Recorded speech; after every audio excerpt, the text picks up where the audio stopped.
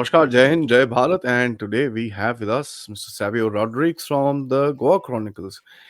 He recently wrote an article, okay, and this article kind of caught my eye, and sabko pata hai, I keep talking about the deep state, deep state, deep state, and we also know that the Holy See is a big part of the deep state, right? Now, this article is written about the Federation of Indian American Christian Organizations in North America. It's quite a mouthful, FIACONA. So let's talk about that and a little more about what this game is. Namaskar. Thank you so much for coming in.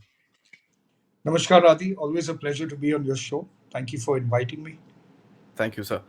Tell me, let me just ask you this: why kind of this whole persecution of Christians in India and this and that has been going on? They've been talking about it for a long time. Why did you pick this up right now? Did you see anything special before we get into the meat of the game? So, I've been raising this issue way back in 2018 onwards when the Archbishop of Delhi spoke about the fact that Christians were in danger. That's when I first raised up the issue. Now, I'll tell you why. Okay. Religious hate for a person who's been studying conflict, religion, and peace around the world. And these are courses and studies that I've done over a period of time. I spend a lot of time trying to understand where is really religious hate crime originating from, whether it is in India or in any other part of the world, right? So when somebody says that Christians are in danger, it it struck me as wondering why have they arrived at this conclusion? And why are they saying? So if you go by numbers, there are about 2 crore Christians in India, right? When we got into a debate with certain members who had raised this issue, including the Archbishop, and there was a huge television debate that happened because of that, when I raised a question, the numbers that they were talking about was anywhere between 500 to 600 of religious hate crimes in a particular year. And that number seems to be constant every year that they have been making an issue about it. Okay. So let's say the numbers are between 500 to 700. In the court case, which the United Christian Forum had taken the case to in Supreme Court, over there they have established about 495 cases, out of which reportedly 260 of them or less were not cases that were even registered in an appropriate forum, which is like a police station. Of the remaining, majority of them were personal disputes. Hmm. Okay, and of the remaining, about 260 cases were cases that were registered in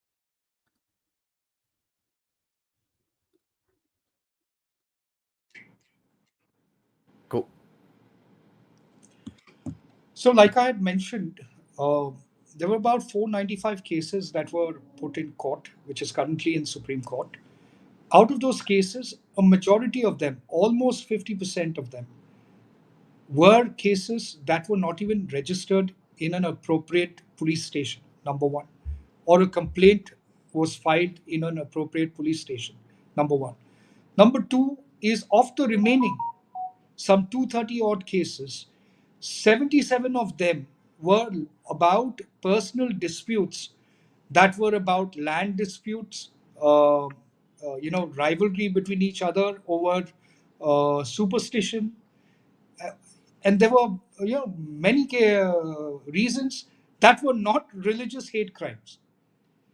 Only 155 out of the 495 cases were considered to be of some conflict that happened between the religious community, in which one of them was a Christian or a group of Christians. Okay, that 155 is currently being investigated and at various different police stations in different parts of the country. Now, what is the population of the Christian population? Is about 2 crores. And how many other actual cases that are there? 155. By that virtue, what you're telling me is that for 155 people who would genuinely could in any part of the world have a religious conflict and could be a victim of a religious hate crime or an alleged religious hate crime. That means that the rest of the 2 crore Christians are in danger in their own motherland. How am I supposed to accept that? In that context, is a question I'd asked the very senior church leader once. I said, out of uh, the crimes that you're talking about, let's talk about a crime that is so prevalent in the Catholic Church that has brought a lot of shame to it, which is sexual abuse by clergy. We had conducted a research then in 2018 after I faced a lot of brickbats for my statements in logically trying to deduce what the problem was by people from within the Christian community. So I conducted a research with a team of people to tell me what are the sexual abuse cases by clergy in India. Okay? And I put out an article and I called it the Christian Devils.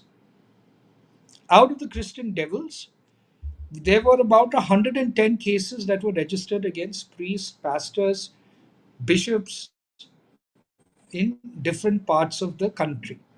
Out of those 110 cases, 88 cases were of sexual abuse. Okay. Out of those 88 sexual abuse cases, the age of a child that was molested, the minimum age was between 8 to 15. Hmm. Okay. So then I asked the church leader, I said, by the same logic or the yardstick you all are using, then shouldn't I or any other person in this country be afraid of going to a church? Because if you take the number of priests in India or the pastors and you put them all together, they might be about, say, 20,000 minimum. Okay. Out of 20,000, if 88 are going to be involved in sexual abuse crimes, largely being minors, then aren't our children unsafe in church or in church premises or with pastors or priests and archbishops? So they were obviously not very welcoming to my logic. But the fact of the matter is that yes, is there a probability of a religious hate crime existing in India? It is just as probable as a religious hate crime existing in any part of the world. Let's take the US, for example. If you look at the US crimes that have happened in a report done by the US authorities themselves, there are roughly about 1,284 or 2,000 something cases that were there of religious hate crimes in 2023. Okay. Out of the largest victims of the religious hate crimes were Jews and Muslims and very small percentage of Hindus. Hmm. Much more than the alleged crimes committed against Christians in India, right? Much, much more. And this is 2023 report. I think it's 2,184 is the actual number. Okay. Now, would the same organization like Fiacona that I exposed willingly tell the US government and the people of the rest of the world that Jews are unsafe in America, that Muslims are unsafe in America? Because the religious hate crimes reported in a study, and these are cases that were reported at a police station, signify that this is the amount, extent of the hate crime. So if 1,200 odd Jews are victims of hate crimes, come vis-a-vis 155 Christians in India, then where is the hate more? Do the math. Right? So that is my problem. Now, whether it's organizations like Fiacona, whether it's any of the Christian NGOs that are there, whether it's aspects of the US State Department, whether it's Pew Research or any of this, people who are putting out information of minorities being in danger, Christians being in danger, I think that is really an act of aggression and division aimed at what is considered to be a very cohesive Indian religious tolerant society. That's what I see it as. Why? Because when you create divisiveness in society, you are able to further go about with your agenda of proselytizing. And proselytizing is at the root of Abrahamic religions according to their institutions. Hmm. I have always maintained, and I say to many priests and pastors, while I'm a man of immense faith in the teachings of Jesus, I do have some questions as far as the institution is concerned. In this case, the Catholic Church, or whether it's the Baptist or the Methodist or even the evangelicals. I do have a question on the way the institutions work. And that is a right that I have as an individual, as a human, and that is a right I have as a citizen of this country to even question my government, right, on issues. So when I'm questioning an institution, I'm not questioning the faith. That's the Faith is problem. personal. Hmm. Faith is personal. Faith is community based. Faith is family based. But institutions can go wrong because institutions, just like a government, same way, a religious institutions are of individuals. And when there are individuals, there will always be egos, there will always be envy, there will always be millions of reasons where things can go get complicated. Yep. And it's the same.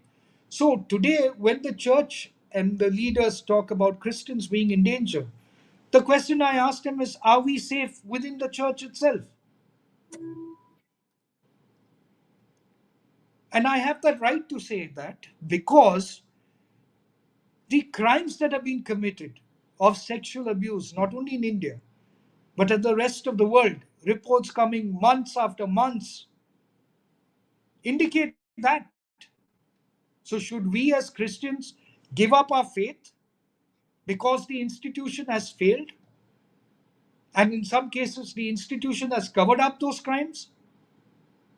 Should I stop going to church because of that?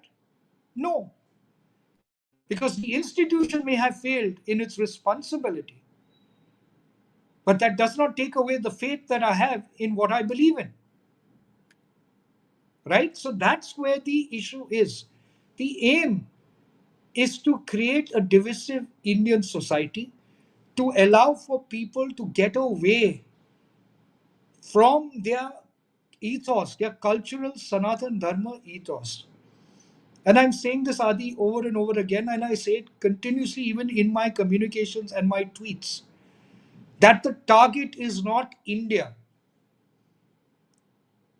People are okay, geopolitical players, the deep state, the religious mafia, they are okay with the fact that India is India. What they are not okay with is that India is rising as Bharat.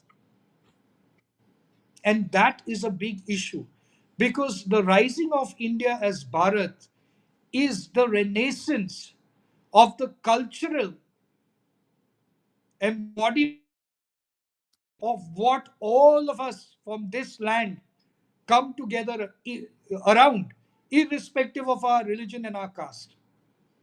That is why today, as an Indian Christian, I am willing to stand up and put humanity first and India second and my religion third. Why? Because I'm rooted to this motherland. This is my motherland. The blood that runs in my vein comes from this land, right? And that is what they want to break you against. That is what they don't want you to have. They don't want you to look at India as Bharat. They don't want India to rise as Bharat. They don't want every Christian, Muslim, Sikh, Jain to think that they are culturally connected to India, the Buddhists to be culturally connected to Bharat. That is their problem. That is their enmity even with Narendra Modi. Prime Minister Narendra Modi, over the last 10 years, for all the faults that people talk about, and some of them have a justified right to say whatever they say because it's an expression of the hope and the expectations that they have with Prime Minister Modi. So I listen to it. I don't judge it, I don't criticize it, but I correct it when I think it's wrong. The point is this: Narendra Modi is working for India to rise as Bharat.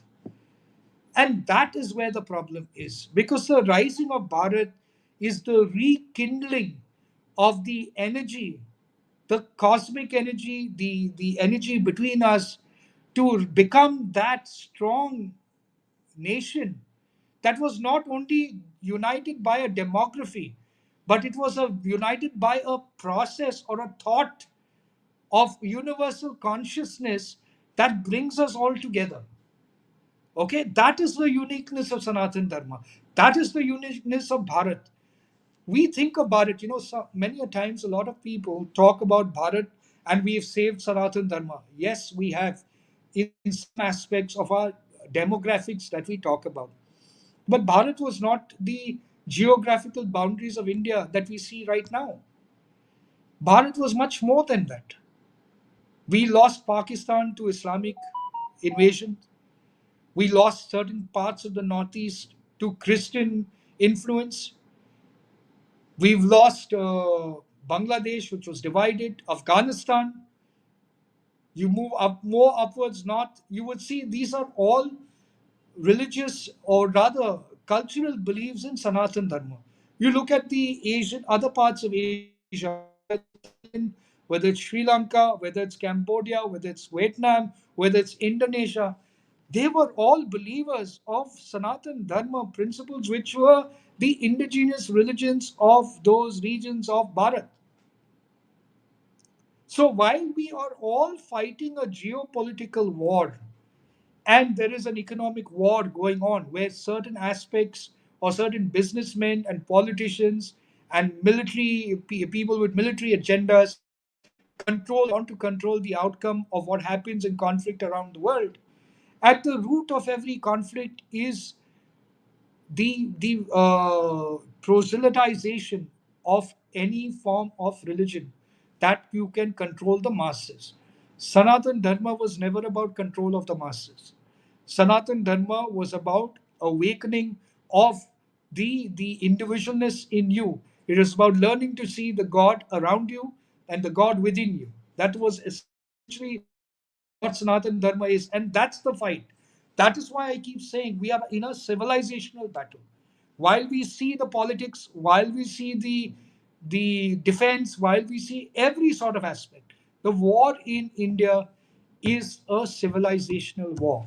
So when a fiacona, when representatives of US talk about persecutions of minorities in India, they are not hitting at India.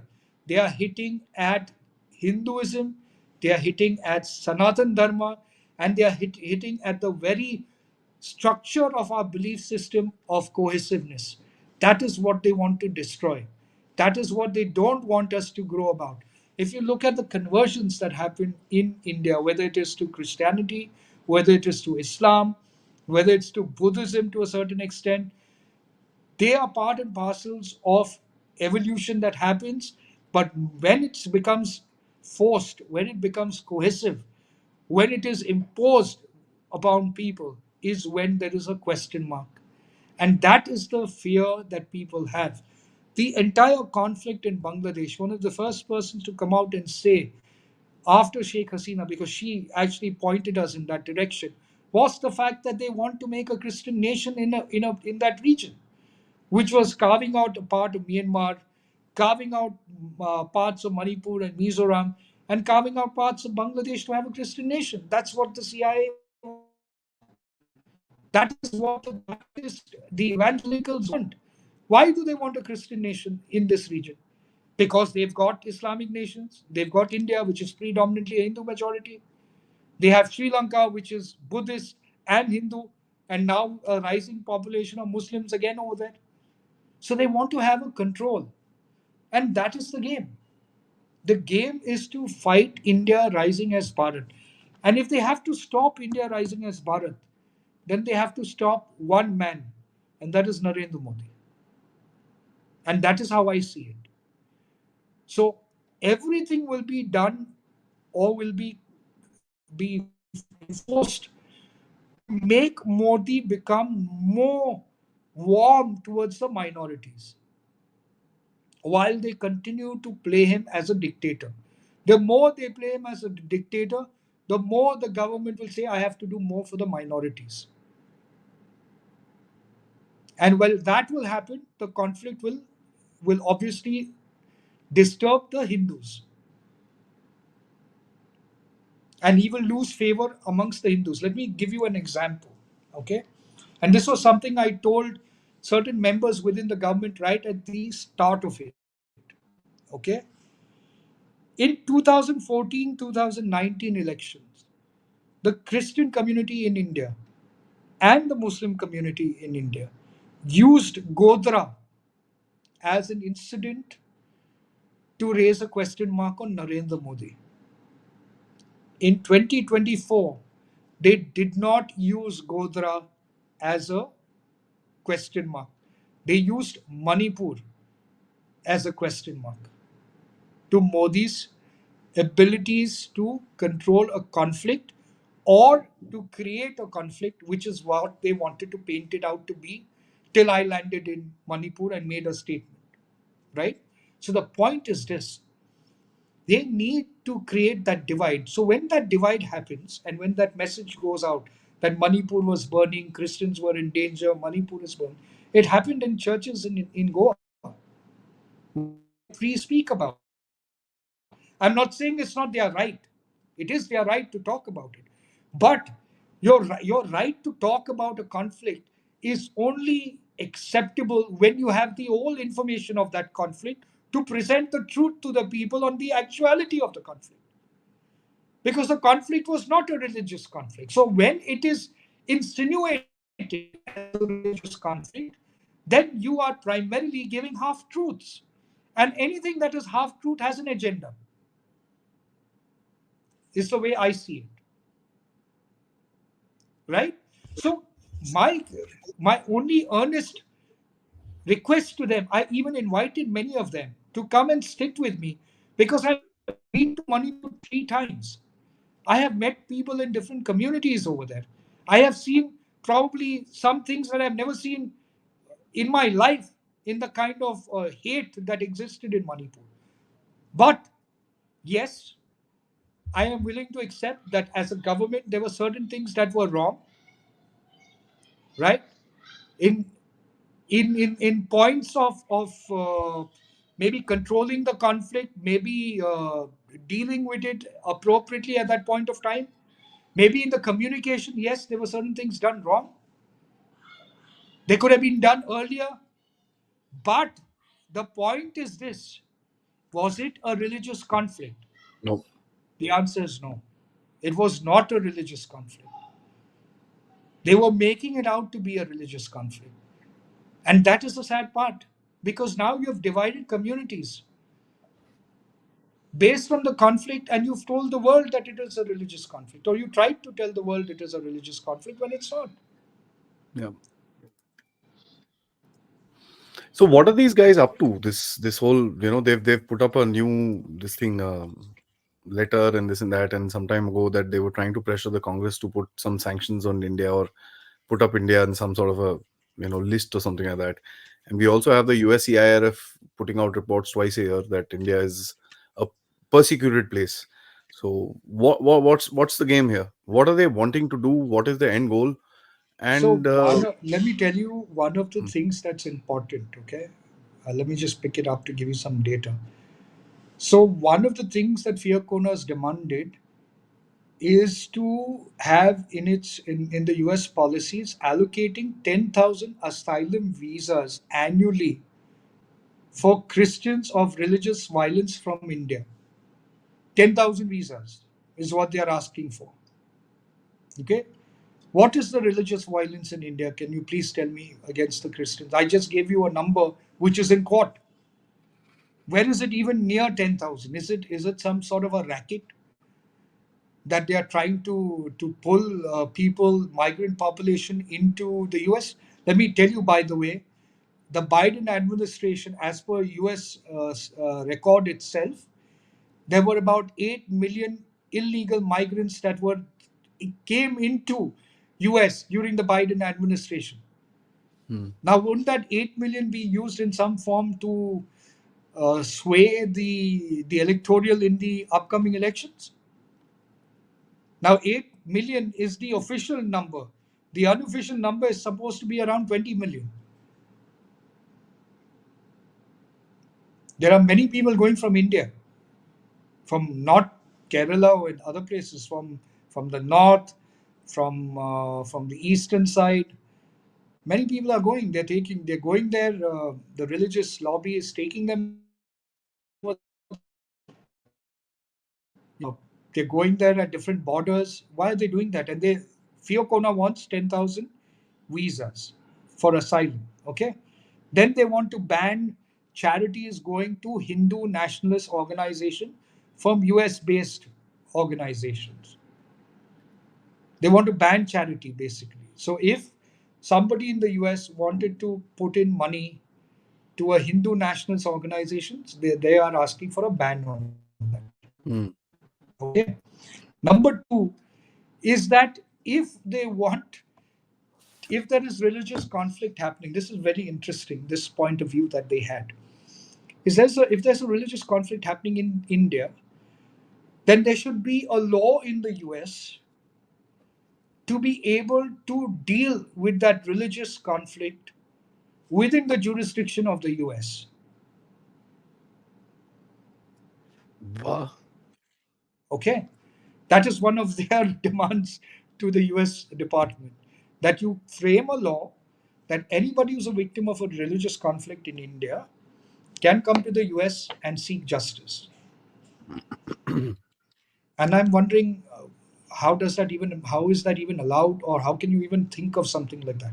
Should we set up a department in India to try the violence that are happening to Hindus, though small, in the US, in India? There's no logic to that. That's far reaching, that's absurd. And even if you was to even think like that, I think we are treading very complicated grounds of international law and relationship between in US and India. So people like Fiacona and organizations like that are basically fear mongers for a larger alternative. Now, this guy who heads Fiacona is a guy called Prabhu Das. Okay, he would have been a Prabhu Das. He was a convert.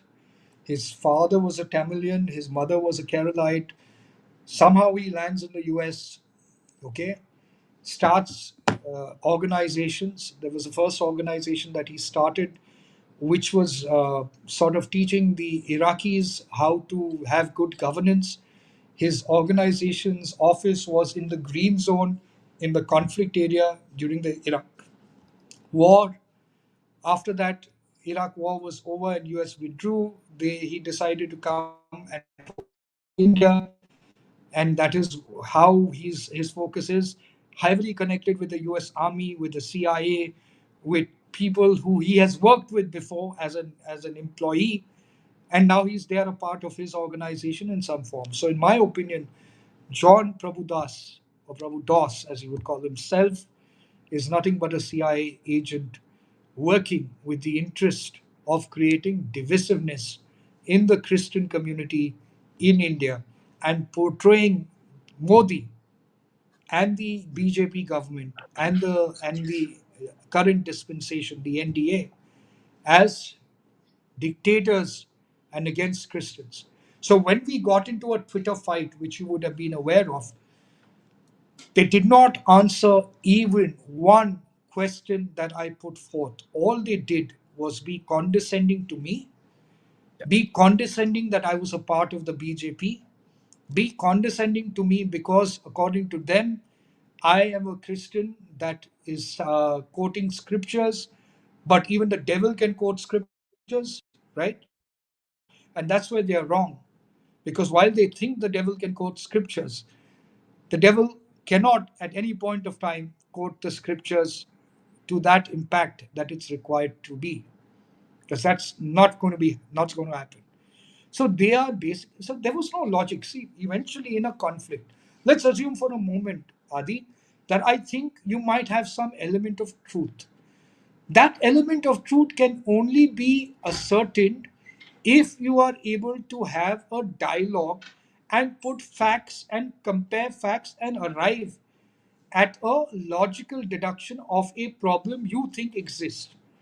But if you are going to be condescending, demeaning, which means you are not looking at a solution, you are looking at propaganda. That was a problem that I had with some of the priests in Goa as well and other parts of India. Right? You are saying Christians have got a problem, Christians are in danger. I represent the BJP, I come from the Christian faith.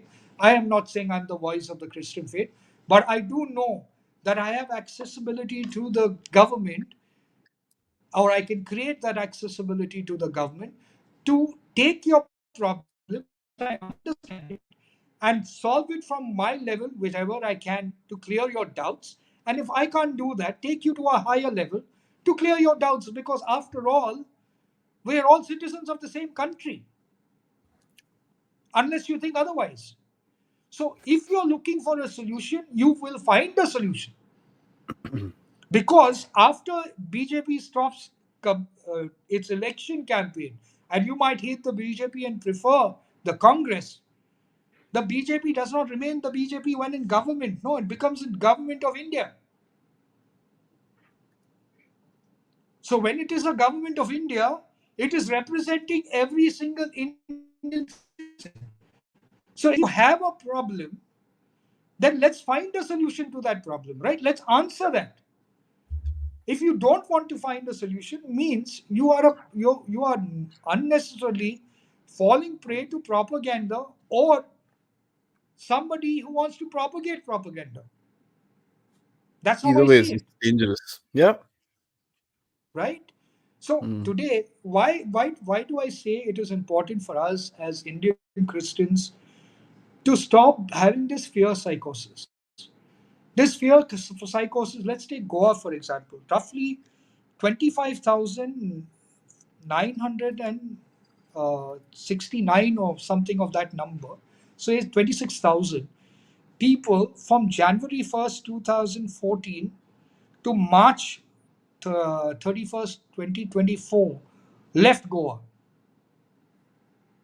Okay, so roughly about 26,000 people left Goa. They surrendered their Indian passports and opted for Portuguese citizenship. Most of them were Christians. Now, when I had a conversation with somebody connected to the regional passport office over here in Goa, the opinion that they had was that many of them were not confident of the Narendra Modi government and the BJP government, because they are not working in the interest of the Christians, was their opinion. Okay. Now let's assume for a moment that that opinion is right. I'm not saying it's right. I'm saying let's assume it. Then don't you want to find a solution to that? Don't you want to stop your people leaving and becoming assets in another country? Now, if you thought yourself as a Portuguese, that's a different issue. Okay, if you thought yourself as a Portuguese, if your family was in Goa before 1961, the law allows you to do that. And if you want to be a Portuguese citizen, that's your right. That's your choice. And I'm not going to judge you for that. But if you believe in what India stands for and yet you leave, and yet we allow you to leave, then I think it's very wrong if you have left because of that fear. And that is what I have a problem with. I have a problem when people leave because of believing that India is not for the Christians. And I can show you many Christians who are successful, who are nationalists, who may not be as vocal as I am, but love India for what it is. Your nationalism, your religion does not decide your nationalism. Your love for the country does. Your commitment to Yeah. the country does. And that is my fight. My fight is to reach out to the Indian Christians, to reach out to every single Indian, is to rise above religion. Because the only way they can get to you is through religion and caste. And once you start seeing yourself as an Indian, then where is the persecution as a Christian? Where is the persecution as a Muslim? That's the thing. It's a persecution of an Indian, no? If there is a religious hate crime, and let's say somebody is being lynched or somebody has been killed, or somebody has been unfairly targeted, then it is our right as a citizen to ensure that he's protected. So if there are There is crimes that you have spoken about and there is justice that is required, then the Indian Christian community must come together and work and get the government to listen to us. No, you're going to that get the US government to deal with our problem. it happens in every country. Correct. So is the US government going to solve our problem? Is the Vatican going to solve our problem? Or are we going to solve our problem? Why should I listen to a Fiacona? Why should I listen to the United States reports that are coming in? If you are the ones filling them with the reports, why can't you sit with the government of India, with the representatives of the government of India, and solve the problem? No? The laws of India protect you. Why are you telling the world, or why do you want to tell the world that Christians are in danger unless you have an agenda? If Christians are in danger in India and if the Indian Christian is in danger, then it is the right of every Indian citizen to protect the Indian Christian. Yep. But you're not doing that, no? You're going to the US. You're going to the US Senate. You're going to organizations like Fiacona. You're going and crying out, like during the Manipur violence, we are in danger, we are in danger. When it was not a religious conflict at all. There are Christians in the mighty community as well. Why don't they It come was a out and say mighty that Kuti conflict. we are in danger because we were growing poppy and now somebody else wants to take a land? And it was narcotics. That's Adi, what I'm saying. narcotics in Manipur is a different. It's not only poppy. It's synthetic drugs. A large Yeah, yeah. Yeah. 53% is Mm. synthetic drugs out there. It's a mess, and the mess is accentuated because of the conflict in Myanmar. It's as simple as that. And it makes economic sense. That's why they're doing it. If we are able to give them an opportunity to have economic growth out there, I'm certain that they might not do it. So there True. is a lot of the area of conflict in Manipur has got different layers like an onion. You keep peeling each layer, you'll have tears, but it is not as straight as it's looking, and it is not religious. It could turn religious as we go ahead.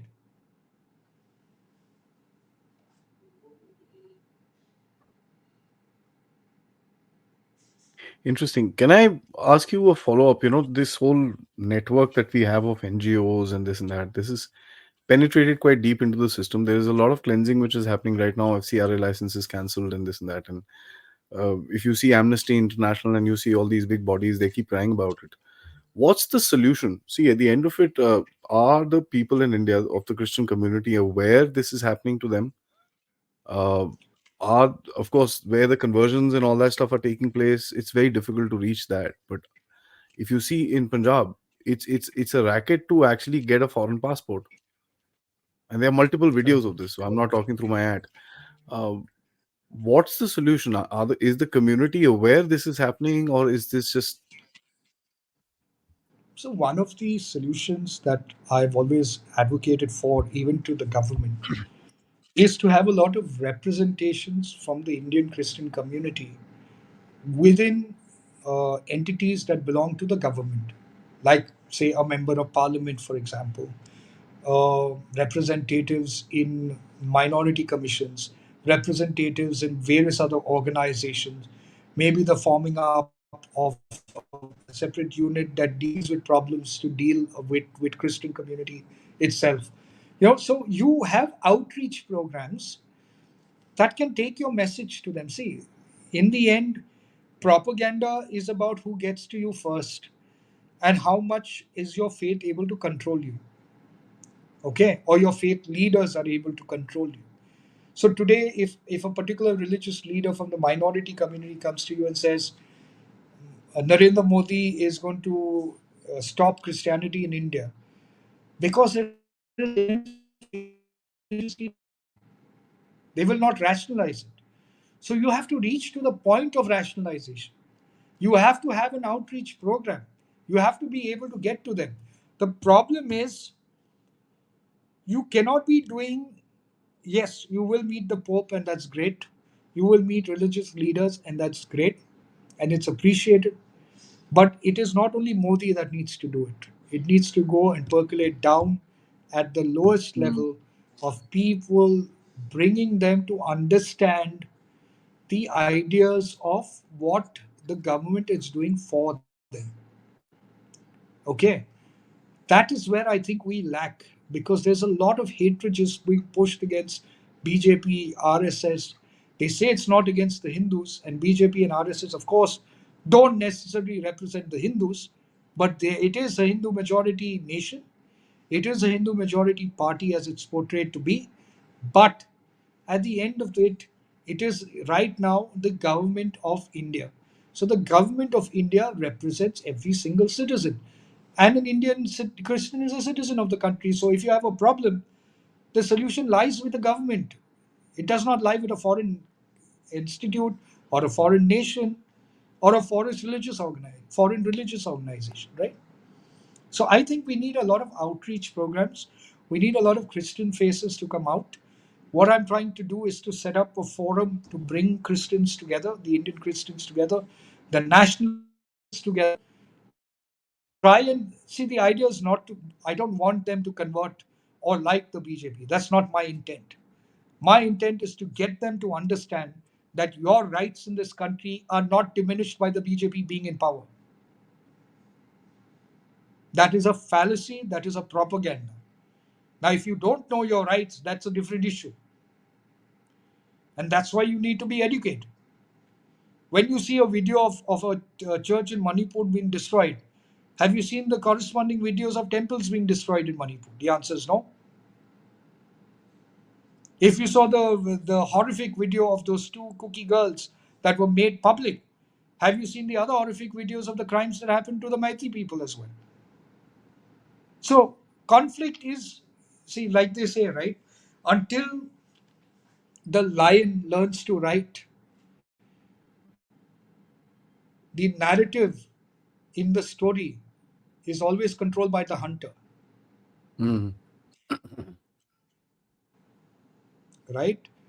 It's the same here. The narrative is controlled. So the lions need to learn to write, to reach out to them and say, okay, Baba, I'm not terrifying.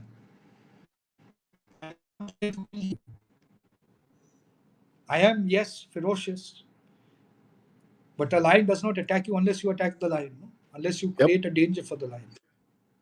It's the same with any animal. It's the same thing with a narrative. The Indian Christian community is going to slowly realize, like they are doing in Kerala, that their alliance with the Muslim community, in this case, not exactly the Muslims, not the Indian Muslims, but the radicals in Kerala, had provided them with no option but to come out and say that love jihad is a reality. That's what the bishops in Kerala did. That's what the priests in Kerala did. And that is why they warmed up to the BJP in Kerala. They did not win in Kerala as far as Lok Sabha is concerned, but they did well in order to create an outreach program. So the Christian community must also wake up to the reality that Islamic radicalism is the biggest threat to them, more than this propagated Hindu Rashtra talk that people talk about. That is where the real connectivity or the outreach needs to work on. That listen, we are all one. We are sources of connect is India. India will rise up as Bharat. You are a Christian, that's your faith, but your identity is that of an Indian, of a Bharatiya. How do you change? When you go abroad, do you carry the fact that you are Christian and that's why you're respected? Or the fact that you hold an Indian passport that gives you your identity? Your Hinduism or your Muslim aspect of you does not give you your identity. Your identity comes from your country, your nation. Yep. And that has been my focus. And that's therefore I say people like Fiacoda and other organizations are not here to do the work of Christianity in the true sense of what Jesus' teachings were all about. They are basically tools of the CIA to foment religious troubles in India so that they can create religious conflict. I have studied almost 50 cases of religious conflict around the world during my studies in religion, conflict, and peace. And I can tell you that interpretation of religion is the root cause of conflict around the world. And at the core, at any conflict, at the base level of every conflict is religion. The base level will always Yeah. be religion, nothing else. Because dominion comes from mass control, and mass control can only be got through religion. Always remember that. When they wanted to control, when you want to control, you can only control a mass population by a belief system. And that belief system, in most cases, is religion.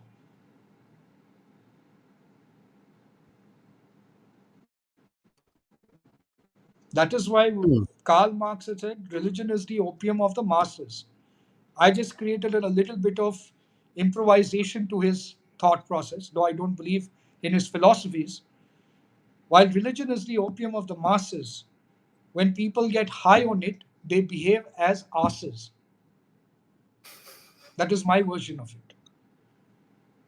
Right? So when somebody gets high on religion, whether it's Christianity, whether it's Islam, they behave mad. There is no logic. Like Sar Tan Se Juda. What is the logic in that? That kids mouthing Sar Tan Se Juda. When Nupur Sharma's statement came out, there were kids in different parts of India voicing that. 8-year-old kids, 9-year-old kids, 10-year-old kids, videos were there of that. Is that what you're going to teach your child? That you have to behead another person because they don't believe in your faith? I'm sorry, I don't know which God does that. Is does your faith tell you that because a person worships one God means that God is a demon, like they are doing to the Hanuman in the US right now? The 90 feet statue of Hanuman they had a problem with, Can calling you it a imagine? demon god. That's sick. How do you know that? I mean, have you died and have you come back to tell us where is heaven, where is hell? How do you distinguish? How? So I remember I had a conversation. I'll give you two examples of my life, and it's a conversation I used in my discussion with Fia Kona as well. I said there was a man called John. Okay, John was a womanizer.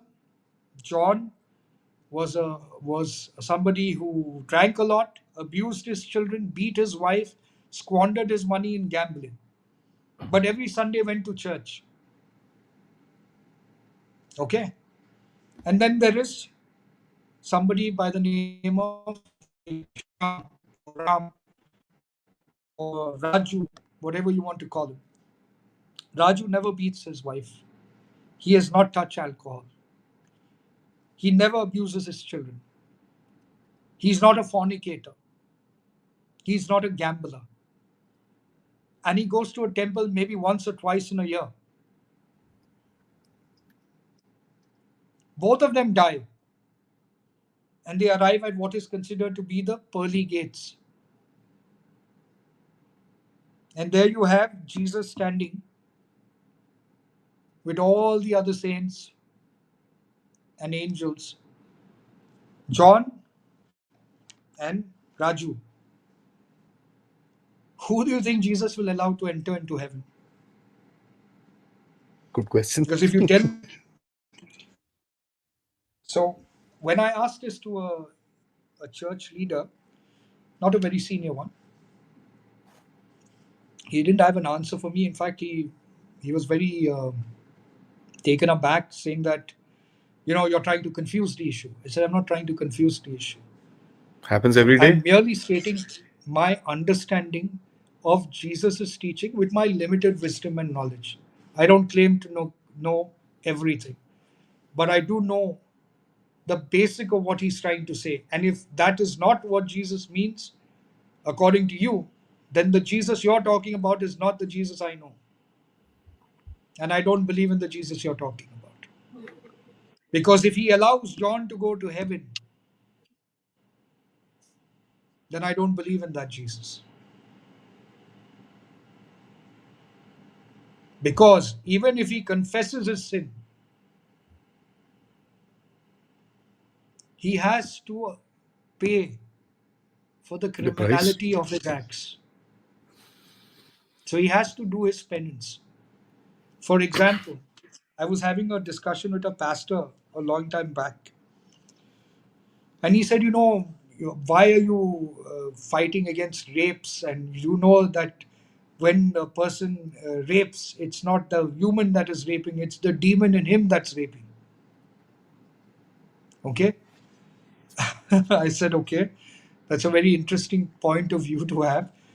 And I said, so if he's committed the crime, should he be forgiven? He said, yes, if he confesses his sin to Jesus, Jesus will forgive him and he will be set free. So I told that pastor, I said, even if Jesus came and told me that he has forgiven that guy, I will not accept it until that guy goes and seeks forgiveness from the victim he has raped and the victim forgives him. Because even Jesus does not have the right to forgive for that crime that was committed on that particular victim. And if you think I'm wrong, when we are both dead, we can go in front of Jesus and debate this. Right now, this is my point of view. I'm sure he didn't like that. They don't normally, but I'm not being condescending. I'm not being Yeah, it's the judgmental. reality. It's the I'm reality. just telling you that the precepts of religious teachings have to have an implementation at a human level. Okay, how do we how do we justify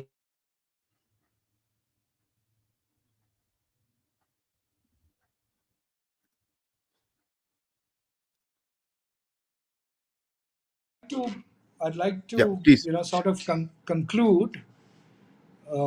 Which I got to go for another meeting. I'd like to conclude in just this simple thing that religion or religious beliefs are stimulants to your life to make you better, to make you more cohesive with society, to make you more acceptable human nature and the faults of human nature. When it starts becoming judgmental, when it starts becoming critical, and when it starts becoming violent, when you start moving towards proselytizing, you are only Hmm. dividing society based on that. And I don't think that is what universal consciousness was all about. If today you and I are sitting and talking together, there is a reason why we are here. There is a purpose why we are here. There's something karmic about it, there's something dharmic about it as well. Right? That is the understanding that society needs to come forward to look at. Because that itself was the teachings of Sanatan Dharma. And interestingly, that is also the teachings of Jesus till it got institutionalized. So it's like this. I always tell some of the church leaders, if you look at a rock that is in the water, and this was something that was said in beautifully by the character who played the role of the cardinal in Godfather Part 3. A very beautiful dialogue and very, very, very articulate dialogue and meaningful. So he talks about a stone that is in water. Okay. And he has said that the faith or the Catholic Church, not the faith, the Catholic Church is like this stone in water. Okay. It is surrounded by the water, it's surrounded by the teachings of Jesus. But the teachings of Jesus have not penetrated inside the stone. Hmm. Okay. That's exactly how some aspects of religious fundamentalism or religious proselytizing is, which is you are surrounded by the wisdom, but that wisdom's not percolating to you inside. Hmm. Hmm. You have made that institution to be about proselytizing, not see conversion. And I know many might disagree with me, but conversion was always about the heart and the mind and the soul. It was not about the physical numbered body, which means it was not counting how many people became Christians. It was about changing your way of looking at life. And that's exactly what Sanatan Dharma is.